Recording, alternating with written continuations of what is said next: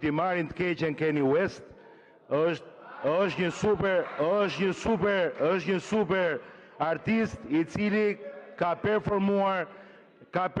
në Holland 2 net në një vend Bashkimit Evropian, lider i Bashkimit Evropian, i cili ka koncert në Spanjë, ka koncert në Portugali, ka zhvilluar koncert në Turqi, në Gjeorgji, në Shtetet e Bashkuara të Amerikës dhe së shpejti edhe në Shqipëri.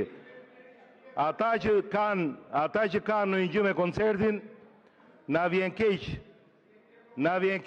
do jetë një nga eventet më të jashtëzakonshme të Tiranës, të Shqipërisë që na fut në lingën e kampioneve të eventeve më elitare sa i takon imazhit vendit, sa i takon reputacionit të destinacionit,